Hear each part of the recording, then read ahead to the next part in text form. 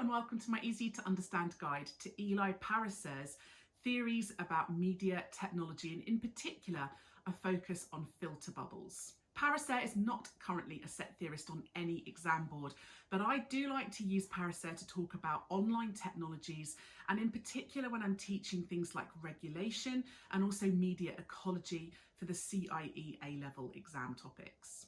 Eli Pariser is an author, a public speaker, and there is a great TED talk on YouTube that he does, which you can listen to, that explains this probably far better than I'm about to.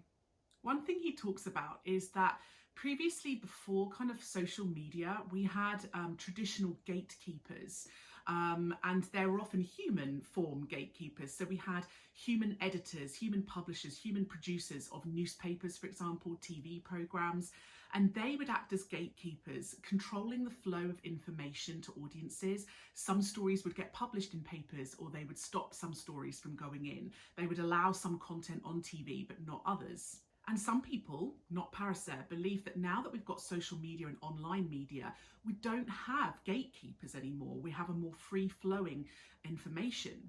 Pariser believes that we've actually moved from human gatekeepers to algorithmic ones. So he thinks we still have something controlling the flow of information to us online, but instead of kind of a human person making those choices, it's an electronic entity, it's algorithms, it's tech companies that are making those choices and controlling the information that gets to us. And he talks about this being an illusion of a lack of regulation. Social media gives the illusion that it has no regulation and that we're getting all the information from everywhere and that it's super democratic and free. But he thinks this is just an illusion, that tech companies with their billions of users and trillions of pounds are actually in really tight control of what information gets out to their users. He coined a phrase called filter bubbles. Some people also refer to this as echo chambers, but filter bubbles is the phrase that Pariser uses primarily online. So that's the phrase I'm going to use here. Essentially, you kind of got to imagine that on social media, we are kind of trapped in our own little bubble, our own world of information. We think we have access to all the information in the world. We think that we can search for and that we will see everything from everywhere, all different perspectives. But actually what we're seeing is just what's inside our own personal bubble. And it's algorithms on social media that create this bubble for us. They're designed to keep our attention, to keep us visiting that particular social media site. So they show us more and more of what they think we like and what they think is going to hold our attention. So if, for example, one person watches a video that is, I don't know, particularly right-wing, maybe it's conservative or Republican, or it suggests that they lean politically to the right, algorithms will realise that that is what they like and will show them more and more of that content. So that information is allowed inside that person's filter bubble. And the algorithms keep out the more left-wing or centrist content. So the person inside that bubble never really sees those alternative perspectives. So what that does is it reinforces that person's political ideas. It reinforces what they think they know, what they think they like, and they think everyone is seeing the same information that they are. But actually what they're seeing is their own kind of personalised version of the internet that just contains the information that algorithms think they like. That means that we experience social media completely differently to everyone else online.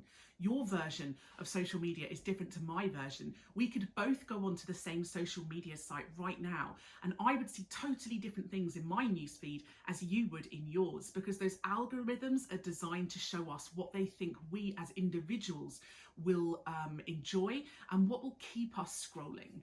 And this means that we get quite a limited view of the world. If our beliefs are constantly reaffirmed and we're told and we're shown all this information that agrees with us, often what that means is that it results in people being quite narrow-minded. We're quite skeptical, we lack empathy, we don't understand why anyone else feels differently because we don't see the stuff that they see. We're not educated on other perspectives or other ideas. And Pariser believes this can often result in real polarisation of society. That's where groups in society are kind of created, these binary oppositions, these polar opposites, whereby groups are radicalised into particular political parties or perspectives, and they kind of end up in their own little filter bubbles and they can't empathise with each other at all. So Pariser believes that this kind of results in us being in our own filter bubble, our own personal ecosystem, rather than a big global shared ecosystem. And he believes that this can really be quite isolating. So that was my easy to understand guide to Pariser and his ideas about filter bubbles. Don't forget to check out my channel for other ideas that might be relevant to you.